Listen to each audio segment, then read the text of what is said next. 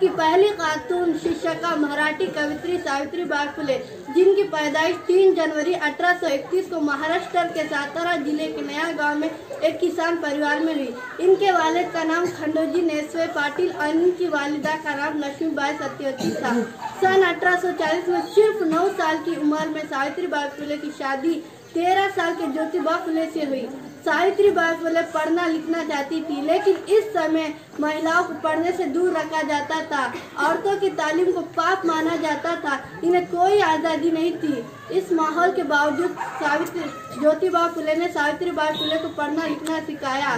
इसलिए सन 1848 में ज्योतिबा फुले ने एक स्कूल खोला।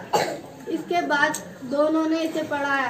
सावित्रीबाई फुले जब इन्हें पढ़ाने जाती, लोग इन्हें बुरा भला कहते, इनको पत्थर मारते, इनके ऊपर गोबर कीचड़ वगैरह फेंक देते। इस कठिन परेशानी का सामना करते हुए सावित्रीबाई फुले ने महिलाओं को पढ़ाना जारी रखा।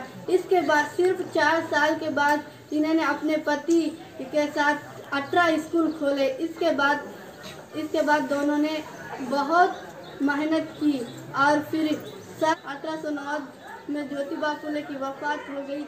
इतना कहकर मैं अपनी तस्वीर खत्म करना चाहती हूँ।